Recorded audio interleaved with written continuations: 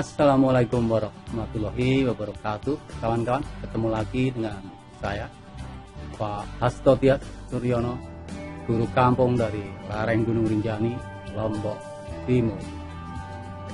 Kawan-kawan, kali ini kita akan berbicara mengenai bagaimana mengembangkan RPP Merdeka Belajar.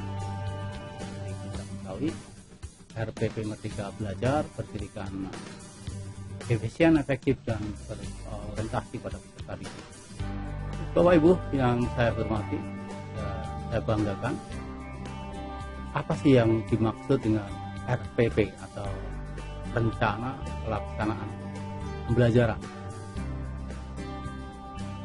Jadi secara definisi sendiri, RPP atau rencana pelaksanaan pembelajaran adalah kegiatan rencana yang meliputi tatap muka untuk satu pertemuan atau lebih. Di rencana pelaksanaan pembelajaran adalah rencana kegiatan pembelajaran untuk satu tatap muka atau lebih.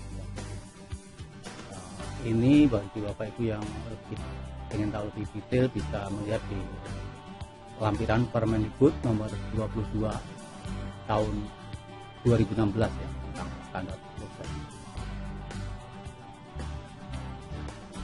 Sedangkan dokumen apa sih yang menjadi dasar pengembangan RPP? Baik, untuk mengembangkan RPP tentu saja kita mempunyai landasan kebijakan. Nah, untuk RPP, rencana pelaksanaan pembelajaran, ini harus kita kembangkan dari silabus. Dan silabus seperti kita ketahui disusun berdasarkan KD kompetensi dasar atau subtema. Nah, apakah guru harus membuat silabus di dalam kurikulum merdeka? Tidak perlu, Bapak Ibu. Guru tidak harus membuat silabus karena sudah disusun oleh pemerintah seperti lampiran Permendikbud nomor 61 tahun 2014 tentang KPSD. Jadi Bapak Ibu tidak perlu membuat silabus, memakai silabus saja berdasarkan lampiran Permendikbud nomor 61 tahun 2014.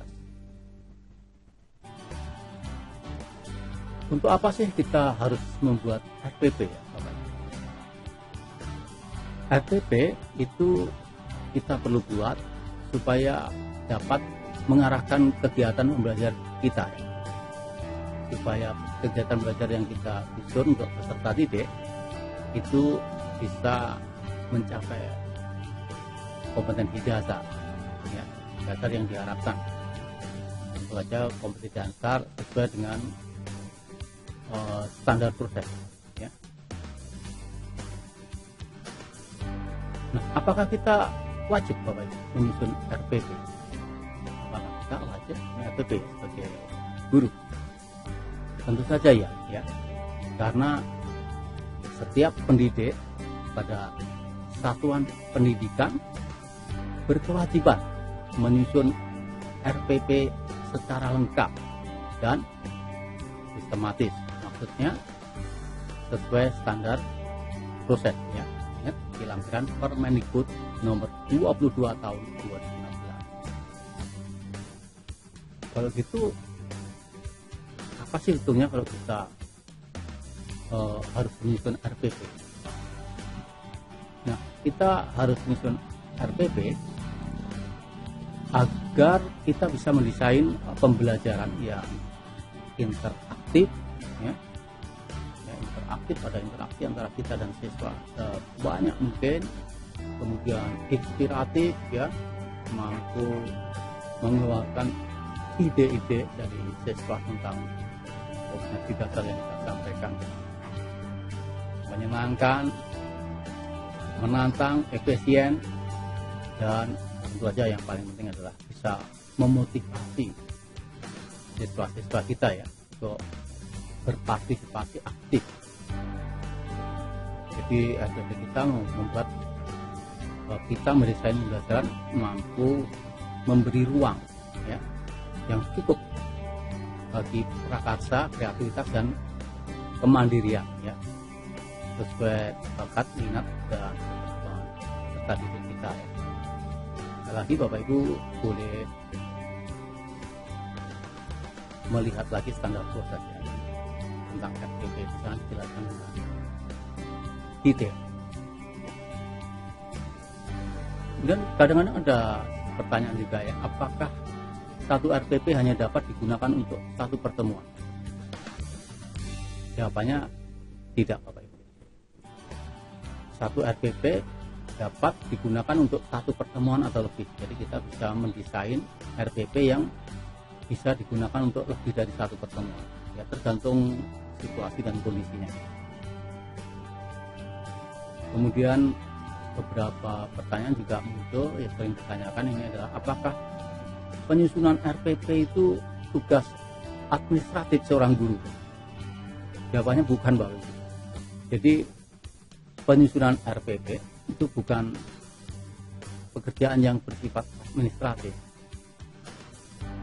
Jadi melakukan bagian dari tugas profesi seorang guru itu sendiri. Ya. Jadi menyusun RPP itu adalah tugas profesional kita sebagai seorang guru. Ini tercantum di Undang-Undang Guru dan Dosen nomor 14 tahun 2005. Khususnya di pasal 20. Nah, kemudian apa saja komponen inti RPP? Bapak Ibu sudah sering disampaikan, jadi komponen inti RPP itu ada 3 yang tidak boleh tidak ada ya, di RPP kita. Yang pertama adalah harus ada tujuan pembelajaran ya, tujuan pembelajaran kita pada pertemuan itu. Yang kedua, langkah-langkah kegiatan pembelajaran. Jadi kegiatannya apa saja supaya tujuan pembelajaran yang sudah kita rumuskan itu bisa dicapai. Yang ketiga, harus ada penilaiannya. Bagaimana kita mengukur apakah tujuan itu tercapai atau tidak. Jadi ada 3, tujuan pembelajaran, proses, dan penilaian atau asesmen. Di 3 komponen inti ini tidak boleh tidak ada ya di dalam kita menyusun RPP. Kemudian kalau gitu hanya 3 sederhana banget dong. Boleh nggak ditambah komponen yang lain? Boleh Bapak. Jadi ya, silahkan ditambahkan sumber belajar, apa ya, alat dan bahan gitu ya, data dan sebagainya. Tapi intinya yang 3 tadi tidak boleh tidak ada ya, tujuan pembelajaran, proses pembelajaran, dan asesmen. Ya, komponen lainnya boleh ada, boleh tidak. Jadi kemudian apa sih yang dimaksud dengan tujuan pembelajaran? Tujuan pembelajaran itu secara definisi adalah sebuah rumusan tentang kemampuan yang harus dicapai, sebuah rumusan tentang kemampuan yang harus dicapai oleh peserta didik. Nah, kemampuan ini mencakup sikap, pengetahuan, dan keterampilan. Ya, baik afektif, motorik, kognitif, gitu ya. Jadi pengetahuan. Motorik, keterampilan, afektif adalah sikap atau perilaku. Jadi secara definisi RPP itu rujukan kemampuan yang harus dicapai oleh peserta didik mencakup 3 hal: sikap, pengetahuan, dan keterampilan. Jadi kalau 3 tujuan itu tercapai, maka pengembangan RPP kita selesai. Jadi cukup sederhana Bapak Ibu di RPP Merdeka Belajar. Ini moga-moga bisa membantu dan bisa lebih meringankan tugas efektif kita karena jauh lebih efisien ya. Kita tidak dibebani oleh tugas-tugas yang sifatnya terlalu administratif ya. Formatnya juga bisa. Oke, yang penting 3 komponen inti disampaikan. Demikian pengembangan RPTH Merdeka Belajar. Salam.